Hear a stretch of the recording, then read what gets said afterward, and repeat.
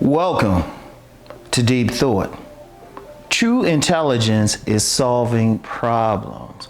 I want y'all to think about this because we haven't had any hoo-ha over IQ scores or anything like that.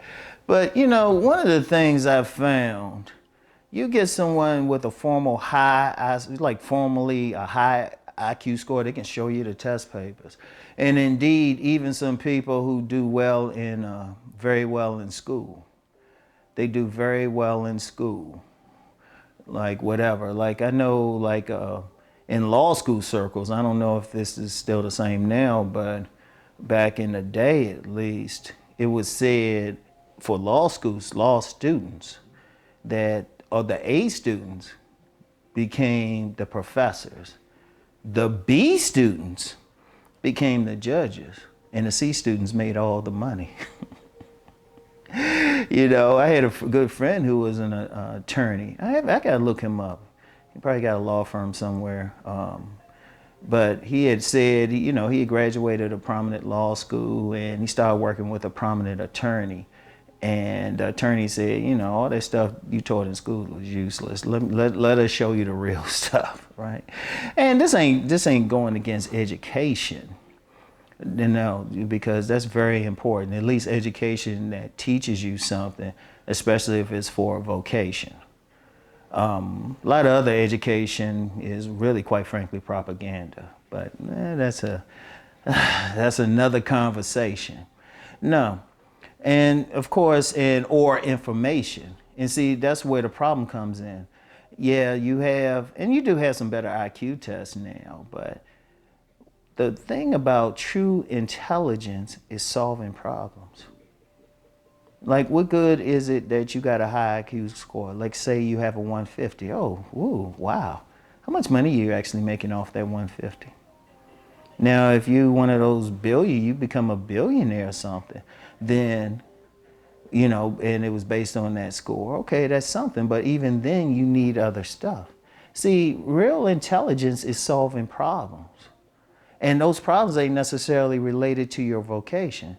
You have plenty of people, as long as they discussing their vocation, they're pretty good.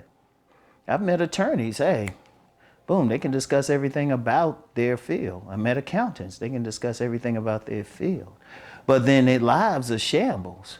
Because when we talk about solving problems, where do the problems come? Not just in work. The problems come in everyday life. How many times you have someone and they'll, you know, or they got the high IQ on paper and they say, well, I'm so intelligent and I know this.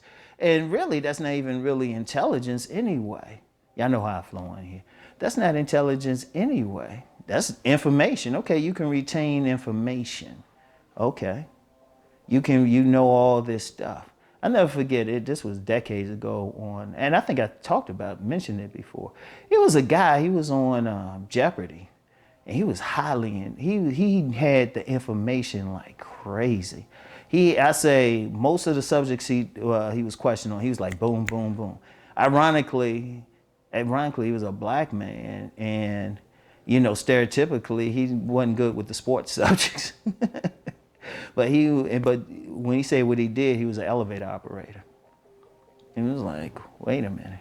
See, the thing is, yes, you got that information, and there was someone I was familiar with in the past, a woman who she was great with that information too. She was very great with that information. But let's just say she lacked common sense in just everyday matters. Some of the moves she made were just, okay. See, true intelligence is really solving the problems of life. Now, let's say you have average score on an IQ test or something, or people ain't seeing you as intelligent. Yet, you have your own home.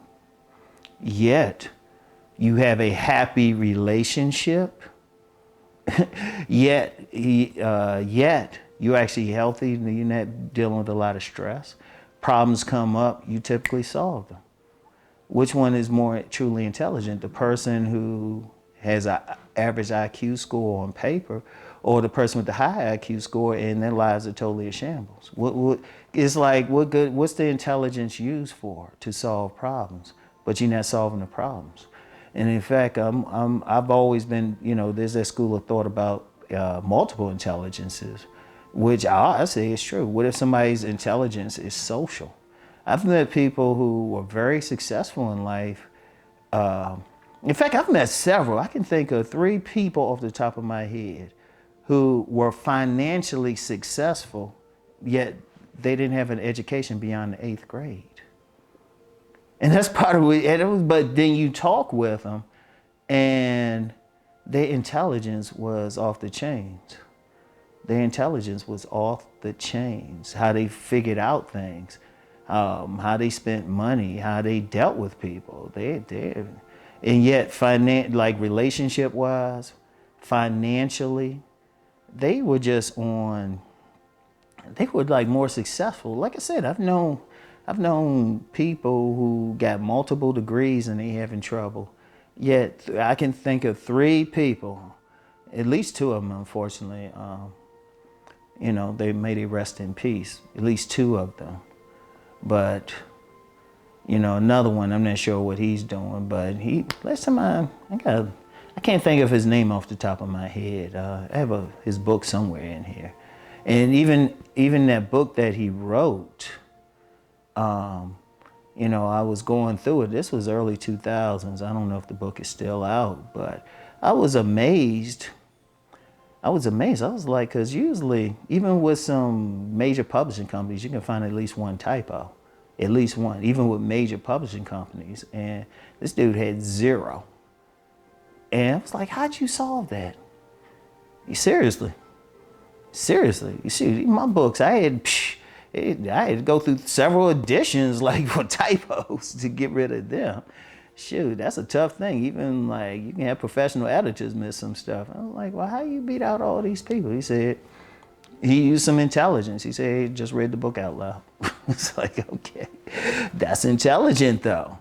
Everything he was doing, how he was carrying himself, just intelligent. And that's a key thing. And that it still comes down to the problems. What good is it? See, people need to think, okay, what skill sets you need to solve a problem? And like I say, it could be anything. Relationships. You have some people with a high social intelligence who, it's like a mentor said about a guy. He said he knew a guy who couldn't pronounce handkerchief correctly. He couldn't pronounce some words correctly. But his social intelligence was high. He was solving the problems of getting women. Like he could just look at a woman and read her up and down. He could tell everything about her. And then, I don't know if he was a player like that or anything, but still, that was solving the problem. Man getting a woman. Or making money. If you look at some of the richest people who made their money from scratch, they probably were average students. But they solved that problem. And see, that's where true intelligence is. And yeah, we can go deep, we can go metaphysics and stuff, but what good is it? It's like a prominent Pan-African holistic doctor, Dr. Layla Africa. He's now an ancestor.